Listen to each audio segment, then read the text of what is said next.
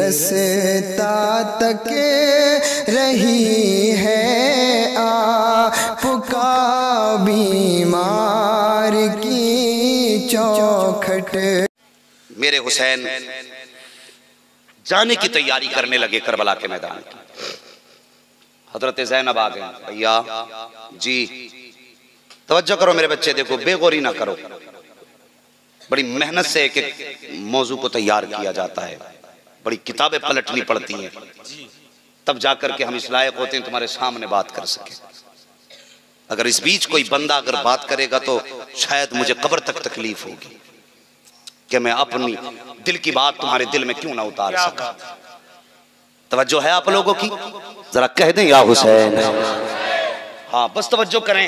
तैयारी करने लगे। सैयदा ज़ैनब आ गई। हुसैन जी आप भी करबला के मैदान में जा रहे हो, एक काम करो, असगर की प्यास देखी तो नहीं जाती, ऐसा करो इन्हें गोद में लेके चले जाओ, हो सकता है इनका चेहरा देख के यजीदियों को रहम आ जाए। मेरे हुसैन ने फरमाया जिन्होंने ओनो मोहम्मद पे तरस न खाया वो असगर पे क्या तरस खाएंगे। हज़रत ज़ैनब कहने लगी हुसैन ये भी हो सकता है क़यामत के दिन ये कह दें कि हमें पता नहीं कोई 6 माह का बच्चा भी था, इसलिए हुज्जत के तौर पे इसे भी लेकर के चले जाओ। गाजी अब्बास गाजी हुसैन मेरे आका हुसैन फरमाते हैं ज़ैनब तुम कहती हो तो ले जाता। आपने गोद में लिया अपने शहजादे को। यार उनकी मिसाल तो कायनात का कोई बड़े से बड़ा बेशकीमत भी उनकी मिसाल नहीं बन सकती, लेकिन सिर्फ तकरीब फहम के लिए बताता हूं। यूं सीने से लगाया, मुस्तफ़ा जाने रहमत की चादर डाली। तू जरा सोच तुझे और मुझे अपनी औलाद कितनी प्यारी है। अगर हल्का सा बुखार आ जाए हमारे बच्चे को ना तो हम जमीन सर पे उठा लेते, हर डॉक्टर के दरवाजे के चक्कर लगाते लगाते रास्ते घिस देते। अगर तुझे अपना लाल इतना प्यारा है तो हुसैन को लाल कितना प्यारा होगा। इतना प्यार था, गोद में लेके चादर डाल दी ताकि मेरे बेटे के चेहरे पे धूप ना पड़ने पाए। और सीने से लगा के जब चले अमर इब्न साद ने ठट्टा लगाया, कहने लगा वो देखो हुसैन अब कुरान लेकर के आ रहा है, हमसे जिंदगी की भीख मांगेगा हुसैन, अब कुरान लेकर के आ रहा है। मेरे हुसैन पहुंचे। अमर इब्न साद कहने लगा हुसैन अब कुरान लेके आए हो, अगर पहले आ जाते तो अकबर बच जाते, अगर पहले आ जाते तो आपके ओनो मोहम्मद बच जाते, कासिम भी जिंदा होते, अब्बास भी बाकी होते। अब आए हो जब सब लुट गया, अब कुरान इसलिए लाए हो जिंदगी की भीख मांगने के लिए। मेरे हुसैन ने फरमाया जालिमों कुरान लेकर के हुसैन नहीं आया है बल्कि अपनी जान लेकर के हुसैन आ गया। इतना कह के जब मेरे हुसैन ने अपने बेटे के ऊपर से चादर उठाई ना तो यजीदियों के हाथ कांप गए थे। हजरत अली असगर के चेहरे से जब कपड़ा हटा हाथ कांप गए। आपने फरमाया सुनो तुमने अकबर को शहीद कर दिया, कासिम को शहीद कर दिया, मेरे खानदान के एक फर्द को तुम शहीद कर चुके।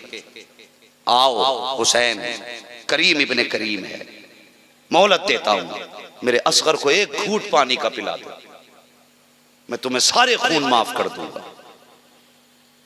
ये औलाद होती है, मेरे असगर को एक घूंट पानी का पिलाओ, मैं तुम्हें तुम्हारे खून माफ कर दूंगा। इतना सुना अमर इब्न साद कहने लगा हुसैन हमें जन्नत की जरूरत नहीं, हमें तेरे सर की जरूरत है, बता हाथ देना कि सर देना।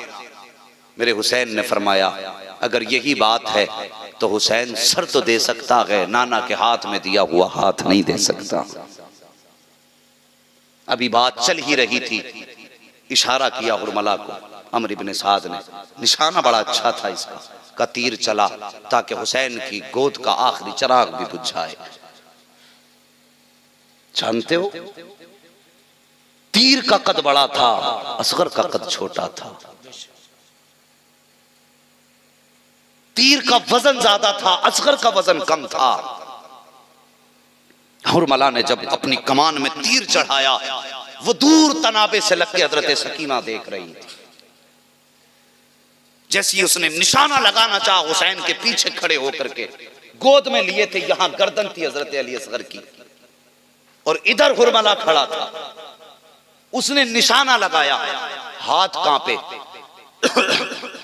तीर जमीन पे गिरा, फिर तीर उठाया, फिर निशाना लगाया, फिर हाथ कांपे, फिर तीर जमीन पे, 3 मर्तबा निशाना लगाया है लेकिन तीर जमीन पे गिर जाता है। उसके बाद अम्र इब्ने साद को गुस्सा आया, कहने लगा बुज़दिल, शैमा के बच्चे के सामने तेरे हाथ कांप गए, बड़े बड़े बहादुरों के तूने तीर मारे, कभी तेरे हाथ ना कांपे, शैमा के असगर के सामने तेरे हाथ कांप गए। जब इतना सुना हुरमला कहने लगा सुन अम्र, मैं इन बच्चे की वजह से मेरे हाथ नहीं कांपे हैं। कहा फिर निशाना क्यों नहीं लगाता? कहा जब निशाना लगाता हूँ मेरी निगाह उठ के हुसैन के खेमे की तरफ जाती है, जब खेमे की तरफ देखता हूँ एक छोटी सी बच्ची हाथ का इशारा करके कहती है जालिम मेरे असगर पे तीर मत चला देना, इसने तुम्हारा कुछ नहीं बिगाड़ा है, पानी नहीं दे सकते हो तो मत दो, कम से कम असगर पे तीर मत चला देना। कहा जब मैं उस सकीना को देखता हूँ तो उसके आंसुओं को देख करके मेरे हाथ कांप जाते हैं। अल्लाह अकबर, इतना कहना था। अम्र इब्ने साद कहता है आंखें बंद कर निशाना लगा दे वरना शिकार हाथ से निकल जाएगा। उसने आंख बंद की है, निशाना लगाया है, तीर ने हवा का सीना चाक दिया है। तुम क्या जानते हो करबला क्या है, दर्द करबला क्या है? और खुदा की कसम जब ये तीर असगर की तरफ चला था तो फिजाएं तड़प गई थी, हवाएं दर्द के साथ चीख रही थी। हवाओं ने कहा था इलाही इजाजत दे, तीर का रुख मोड़ के हुरमला की तरफ कर देंगे। फिजाएं कह रही थी मौला इजाजत दे दे, इस तीर को हम असगर की बजाय अम्र इब्ने साद के सीने में उतार देंगे। लेकिन मशीयत का नकीब कह रहा था खबरदार, जो हमारी मशीयत है उसमें दखलंदाजी मत कर देना।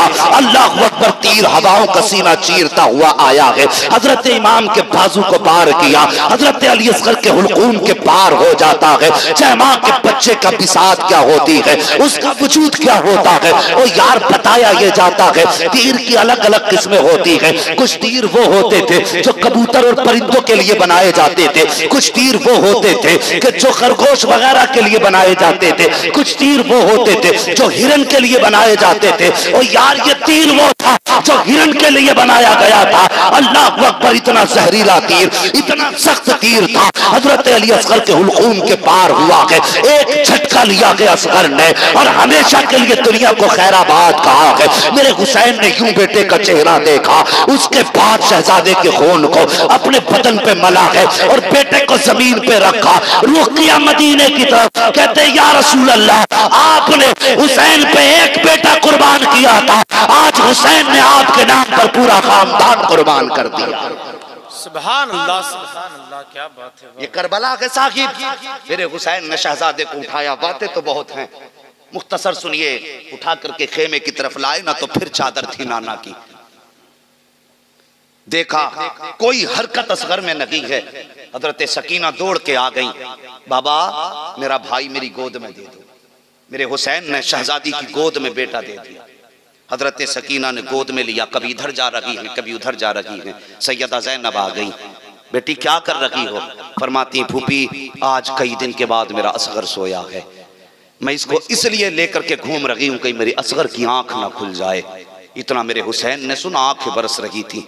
बेटी के सर पे हाथ रख के कहा बेटी अब असगर प्यासा नहीं रहा है, अब असगर को नहरे फुरात की जरूरत नहीं है, बल्कि असगर अपने नाना की गोद में बैठ करके हौज़े कौसर का जाम पी रहा है। अल्लाह अकबर। फिर वो मंजिल भी आई। मेरे हुसैन जब जाने लगे, हजरत ज़ैनब ने कहा हुसैन आप 71 लाशें उठा करके लाए हो, लेकिन ये सब कोई जवान है, कोई समझदार है, कोई बड़ा है, लेकिन मेरा असगर तो 6 माह का है। पता नहीं आपके बाद ये यजीदी लाशों के साथ क्या करेंगे।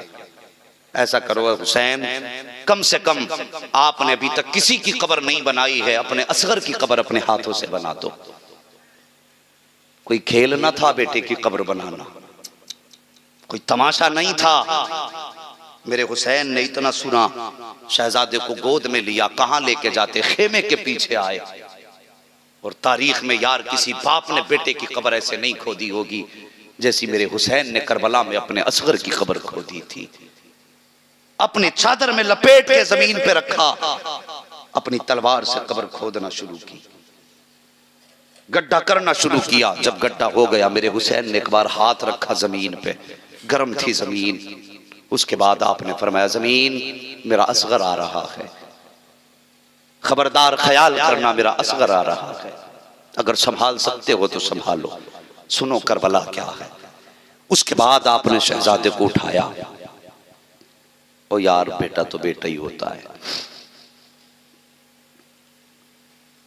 बच्चे छोटे होते हैं ना, तो माँ बाप की शाम भी बेटों के चेहरे को देख के होती है, और सुबह की पहली किरण भी बेटों के चेहरों पे होती है। आपने बच्चे को गोद में लिया, माथा चूमा, और देख करके आंख में आंसू थे, जमीन पे लेटाया, हिचकी भरी, कहने लगे, बेटे हौज़े कौसर पर नाना की कुर्बत में मुलाकात होगी। तारीख में किसी बाप ने ऐसी कब्र बेटे की नहीं बनाई होगी। मेरे हुसैन ने बेटे को जमीन पर लेटाया, मिट्टी डालने का इरादा किया, हाथ में मिट्टी ली, बेटे का चेहरा देखा, कुछ याद आ गया, मिट्टी छोड़ दी, और उसके बाद आपने जमीन पे दोनों हाथ रखे और खुद बेटे की तरफ झुके, माथा चूमा। अल्लाह अकबर। हिचकी बंद गई मेरे हुसैन की। आप 71 लाशें उठा के लाए, मेरे हुसैन का हौसला नहीं टूटा। लेकिन जब अपने शहजादे की कब्र बनाई है, हुसैन ने बेटे का माथा चूमा, हिचकी बंद गई। आपने मिट्टी ली है हाथ में, और यूं आपने बेटे की तरफ डालना, कब्र पे बेटे के ऊपर डालना शुरू की मिट्टी। जब मिट्टी पड़ते पड़ते सीने तक आई है, आपने फिर जब हाथ में मिट्टी ली है, गर्दन के ऊपर का हिस्सा बाकी था, बेटे का चेहरा देखा, हाथ कांप गए हैं। अब हिम्मत जवाब दे गई है, कैसे चेहरे पे मिट्टी डाली जाए शहजादे के। अल्लाह अकबर। मेरे हुसैन ने बेटे को देखा, माथा चूमा, चूम करके रोने लगे। फरमाते हैं, असगर तेरा बदन तो इस मिट्टी के लायक न था, ये मिट्टी तो तेरे बदन के लिए सख्त थी। ए मेरे असगर, तुझे तो फूल के बिस्तर पे होना चाहिए था, लेकिन आज तुझे बाप अपने हाथों से इस मिट्टी के हवाले कर रहा है। असगर, जो तेरे झूले में खेलने की उम्र थी, वो तूने मैदान करबला में उम्र गुजारी है। अल्लाह अकबर। मेरे हुसैन ने तीसरी मर्तबा हाथ में मिट्टी ली है। जब हाथ कांपने लगे, हुसैन ने यूं फेरा फेरा बेटे की तरफ से, जल्दी जल्दी मिट्टी डाली है। मिट्टी डाल ही रहे थे, इतने में आवाज आती है, हुसैन क्या बाजुओं को जंग लग गया है, या अब हिम्मत रखी है, या मुकाबले की जुर्रत नहीं है। इतना सुनते हैं, कहते असगर खुदा खाफिज, अब मुझे जाने की इजाजत दे दे। दुनिया के अंदर या तो यजीदी किरदार रहेगा, या सिर्फ हुसैनी किरदार नजर आएगा। क्या बात है, वाह वाह। मेरा हुसैन बेटे को दफन करने के बाद के बात बड़ी लंबी है, अभी और मुझे हुक्म हो रहा है थोड़ी देर और गुफ्तगू करूंगा। ये मत कहना इस मौलवी ने तो फंसा के रखा है जी। जिक्र अगर कीमती है तो आज आशिक भी कीमती बैठे। क्या बात, सुभान अल्लाह। साल भर के बाद ये दिन आएगा, मुकद्दर जागेंगे इंशाअल्लाह। आज हम उनका यहाँ तज़किरा कर रहे हैं, जन्नतुल बकी में सैयदा फातिमा हमारी बातें कर रही होंगी। वाह, सुभान अल्लाह। बेशक नसीब है अपने अपने। तवज्जो है ना आपकी। आए खेमे में, नाजिर भाई काफी देर से बैठे हो, अल्लाह जज़ाए खैर दे, उठ करके नहीं गए हो, बड़ी बात है। बस अल्लाह हम सबको हुसैन की खैरात अता फरमा दे। आमीन आमीन। खेमे में आए, तैयारी करने लगे। जब तैयारी होने लगी, अपने खेमे में थे, आंख में आंसू आए। जब आंख में आंसू आए ना, तो हजरत फिजा ने आपकी रोने की आवाज सुनी, खेमे के अंदर गई। कहती हैं, आका बात क्या है? रो के कहते हैं, आज मुझे माँ फातिमा की याद आ गई है। क्यों? कहती हैं, अकबर गए थे, माँ ने तैयारी कराई, असगर गए, माँ ने तैयारी कराई, कासिम गए, माँ ने तैयारी कराई, ओनो मोहम्मद गए, माँ ने दूल्हा बनाया, हुसैन जा रहा है, काश तैयारी कराने के लिए आज फातिमा मौजूद होती। ये कह के जब रोए, हजरत फिजा आई, कहने लगे, हुसैन मेरा भी दिल चाहता है, काश मेरा भी बेटा होता, तेरे कदमों पे कुर्बान कर देती। ऐसा कर, कुछ देर के लिए तू मुझे माँ मान ले, मैं तुझे बेटा मान लेती हूँ। फरमाती, फातिमा तो न सही, लेकिन एक दिन जब उनके विसाल का वक्त आया था, मैंने उनसे कहा था, सैयदा कुछ तबर्रुक में दे दो। तो जब मैंने इतना कहा था, तो मुझे उन्होंने अपना दुपट्टा अता किया था, वो आज भी मेरे पास मौजूद है। हुसैन, मैं वो दुपट्टा लाती हूँ, फातिमा तो न सही, कम से कम उसका दुपट्टा मौजूद है।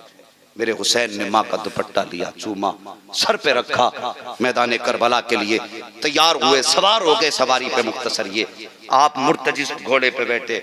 इमाम के घोड़े का नाम मुर्तजिज था। ये मुर्तजिज यमन के बादशाह ने मेरे नबी को तोहफे में दिया था।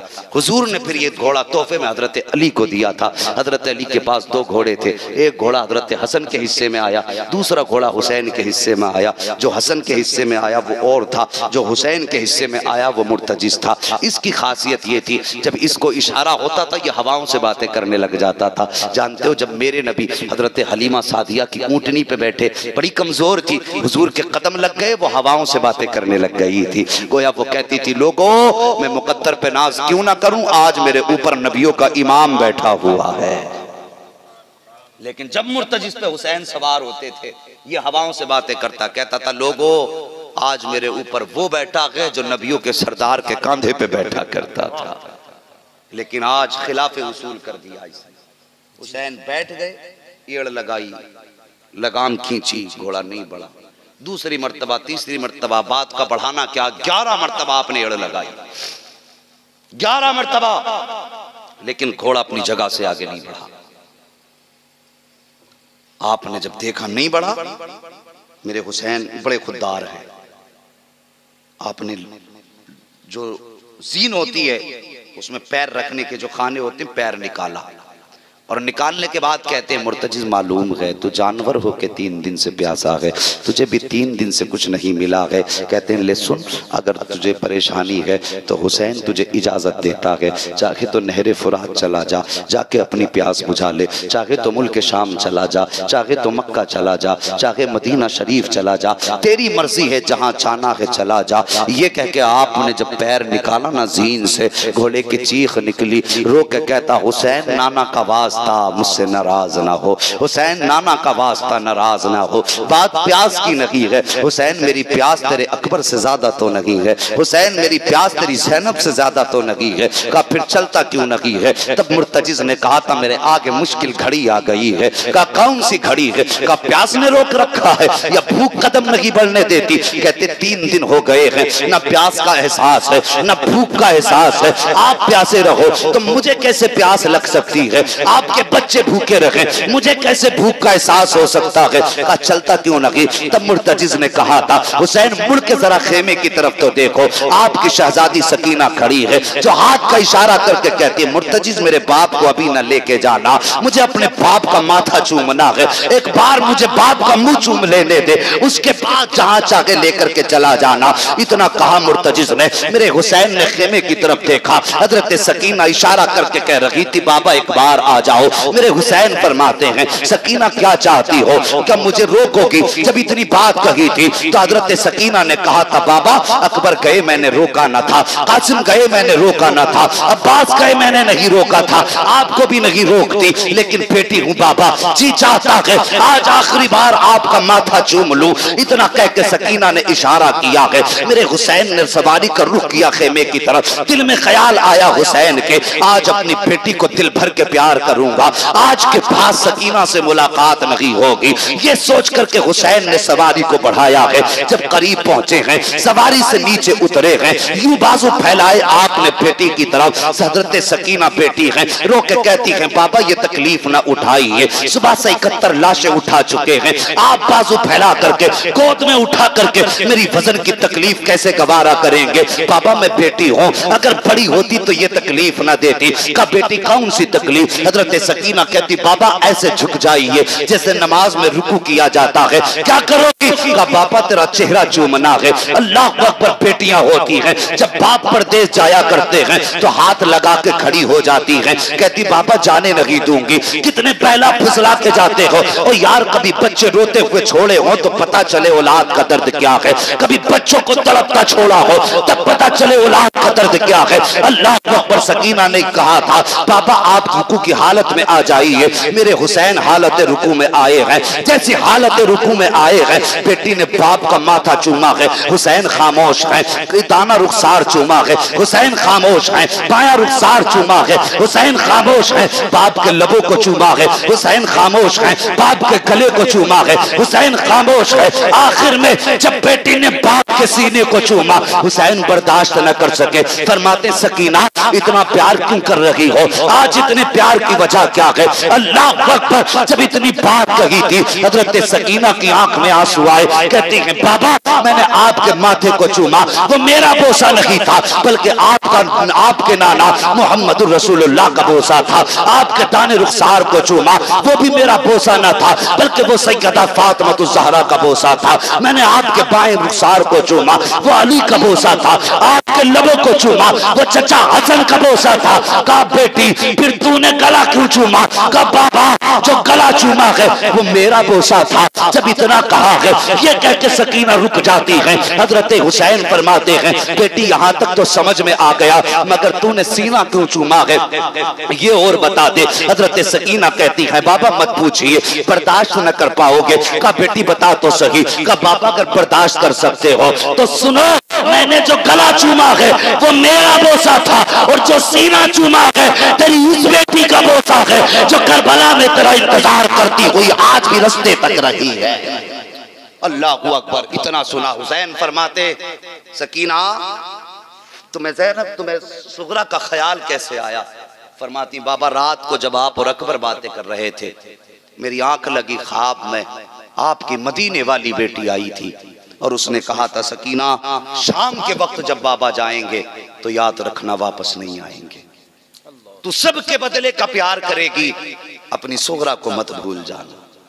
मेरे हुसैन सवार हुए, करबला के मैदान में गए, खुतबा इरशाद फरमाया और आपने एक जुमला जब कहा ना लोगों जिसे जन्नत चाहिए वो मेरे हाथ में हाथ दे दे। इस बात पे भी नहीं बोलोगे तो फिर कब बोलोगे? सुभान अल्लाह। जिसे जन्नत चाहिए वो मेरे हाथ में हाथ दे दे। इतनी बात कही ना, एक यजीदी कहने लगा कि हुसैन तुम झूठे हो। मेरे हुसैन ने फरमाया यजीदियो मैंने हुर को जन्नत दे दी है, अब जिसे जन्नत चाहिए वो मेरे पास आ जाए। यजीदियों में कहकहा लगा, हंसे यजीदी, कहने लगे यार देखो तो सही, पानी बंद किया हुर ने, रास्ते रोके हुर ने, 7 को भी मुकाबले में रहा, 8 को भी मुकाबले में रहा, 9 को भी मुकाबले में रहा, 10 की सुबह क्या चला गया? ये कहते वो जन्नती हो गया। इतनी बात कही ना, दूसरा यजीदी कहने लगा हुसैन तुम्हारी बात का एतबार नहीं, ये झूठ है। इतना सुना जलाल आ गया अली के शहजादे को, और उधर देखा जिधर हुर की लाश रखी हुई थी। जैसी निगाह पड़ी ना हुसैन की हुर के लाशे पर, 3 मर्तबा हजरत हुर की लाश जमीन से यूं उठी, आवाज आई यजीदियो तुम झूठे हो, हुसैन सच्चे हैं, हुर जन्नती है, हुर जन्नती है, हुर जन्नती है। ये हजरत हुर के लाशे से आवाज आई। यजीदियों ने कहा नहीं चाहिए जन्नत, सर या हाथ। कहा फिर तलवार संभालो। अली के शेर ने तलवार चलाई। एक रिवायत के मुताबिक 41 सर कलम किए मेरे हुसैन। दूसरी रिवायत के मुताबिक 67 यजीदियों को फना फिन्नार किया 3 दिन के प्यासे ने। नतीजा वो आया, तलवार में कोई मुकाबला करने वाला न था। आखिर में किसी ने कहा लोगों इनको अजान बड़ी प्यारी है। कहा फिर का अजान पढ़ दो। एक यजीदी पीछे आया, अजान पढ़ना शुरू कर दी। ये न देखा कौन पढ़ रहा है, क्यों पढ़ रहा है। आवाज आई, तलवार रुक गई। का मौका अच्छा है, अब बारिश कर दो। अब तीर तलवार की बारिश हुसैन पे हुई, जख्मी हुए, जमीन पर आए। जब जमीन पर आए 10 यजीदी आगे बढ़े सर कलम करने के लिए, मगर हिम्मत ना हो सकी, हाथ कांपे, पलट गए। आखिर में शिमर लईन आया, 2 धारी खंजर लेकर के आया। हुसैन जमीन पर गए, सजदे में हैं, कहते या अल्लाह मैंने अकबर भी दे दिया, मैं राजी हूँ। मैंने असगर भी दे दिया, मैं राजी हूँ। औनो मोहम्मद भी दे दिए, मैं राजी हूँ। या अल्लाह मैंने पूरा घर कुर्बान कर दिया, मैं तुझसे राजी हूँ। या अल्लाह अब मैं अपनी जान का नजराना तेरी बारगाह में लाया हूँ, तू भी बता हुसैन से राजी है कि नहीं। इतनी बात कही, गैब से सदा आई, या अय्यतुहन नफ्सुल मुतमइन्ना इरजिई इला रब्बिकी रादियतम मर्दिया फदखुली फी इबादी वदखुली जन्नती। और उसके बाद मेरे हुसैन ने शहादत पाई। तारीख़ करबला शहादत हुसैन पे मुकम्मल हो जाती है। लेकिन तारीख़ करबला मुकम्मल हुई है, अहले बैत के सब्र का इख्तिताम अभी नहीं हुआ। जितने मसाइब का मुकाबला खानदान नबुव्वत ने 10 की शाम तक किया था, उससे 10 गुना ज्यादा मसाइब 10 की शाम के बाद शुरू हुए हैं। अल्लाह तौफीक दे, उनके नाम की महफिलें मुनक़िद करो और फिर किसी आने वाले से कहो मौलाना 10 के शाम के बाद की कहानी बता दे, सिर्फ 10 के शाम की कहानी सुन लो और मैं बात मुकम्मल कर दूं। इससे पहले बात मुकम्मल करूं, गुलामी का सबूत दो, कह दो या हुसैन या हुसैन। अल्लाह सलामत रखे। जो जज्बा शुरू में था वो आखिर तक है। मियाँ आपके जज्बे में आज लोग नहीं आए हैं, आज आशिक आए हुए हैं। वाह सुभान। रात सोने लगी है, आशिक जाग रहे हैं। वक्त इसका शबाब तो ढलने लगा, लेकिन इनका शबाब बढ़ रहा है। और साहिब ये आज की रात की कहानी नहीं, हुसैनी बन के जिंदगी गुजारो, हर लम्हा शबाब में इजाफा होता रहेगा। जरा मोहब्बत से कह दो या अली। अल्लाह सलामत रखे। आखिरी बात सुन लो, शाम गरीबा आई, खानदान नबुव्वत के लाशें बेगौरो कफन पड़े हैं। हजरत सैयदा ज़ैनब ने तलवार संभाली, सोचने लगी कहीं यजीद इन लाशों के साथ कुछ खिलवाड़ ना करें। चादर ओढ़ी सर पे, अपने आप को छुपाया। इस हाल में भी पर्दे का एहतमाम देखो। और जाके वहां बैठ गई तलवार लेकर के जहां पे लाशें थी। अचानक रात के जब दोपहर गुजर गए, 2 हिस्से गुजर गए, किसी सवार के आने की आहट महसूस हुई। सैयदा ने जब देखा कोई आ रहा है, तलवार संभाल ली। कहने लगी अब तक तो सब्र किया था, अगर अब कोई गलत इरादे से आएगा ना तो अली की बेटी उसे उसकी औकात याद दिला देगी। तलवार लेके बैठी, सवार करीब आया। आने के बाद सवारी रोकी। आने के बाद आने वाले ने कहा बेटी तू कौन है? जैसी लफ्ज़ बेटी कहा ना तो इतनी मिठास थी लहजे में, हजरत ज़ैनब के जब्त के बंधन टूटे, सब्र का पैमाना छलक गया। और यार सैयदा की आंखें बरसने लगी। रो के कहने लगी परदेसी, इस परदेश में कोई हमें अपना कहने वाला नहीं, बता तू कौन है जो इतने प्यार से बेटी कह रहा है? इतनी बात सैयदा ने कही। आने वाले ने कहा बेटी ये न पूछ, बता तू कौन है? फरमाती मैं फातिमा ज़हरा की बेटी हूँ, अली की शहजादी हूँ। आने वाले ने कहा बेटी ये लाशें किसकी पड़ी हैं? आप फरमाती हैं आने वाले ये जो लाश देख रहा है जिसके दोनों बाजू नहीं है, ये मेरे भाई गाजी अब्बास का लाशा है। ये जो लाश देख रहा है जिसके सर से जिसके तन से सर जुदा है, जिसका बदन जख्मों से चूर चूर है, जिसका पूरा बदन तीरों से छलनी है, ये राकिबे दोषे पैगंबर का लाशा है, ये मुस्तफा के नवासे का लाशा है। अल्लाह अकबर। ये एक एक करके कहानी सुनाती गई, सबकी हकीकत बताती गई। जब बात मुकम्मल हो गई, आने वाला जाने लगा। जब आने वाला जाने लगा, हजरत ज़ैनब आगे बढ़ी, सवारी की लगाम पकड़ ली, कहने लगी आने वाले ऐसे नहीं जा सकता, अपना पता बता के जा, तू कौन है, कहाँ का रहने वाला है? इस प्रदेश में जहाँ कोई पानी की बात करने तैयार नहीं है, जिस शहर में हमारे बच्चों को प्यासा शहीद कर दिया गया, उस शहर में हमारा हमदर्द कौन आ गया? इस जंगल में हमारा खैर खा कौन है? जब इतना सुना, आने वाले ने नकाब पलटा और आने वाला क्या कहता है? कहा बेटी पहचाना नहीं, मैं कोई और नहीं हूँ, बल्कि मैं मदीने से मोहम्मदुर रसूलुल्लाह आया हूँ।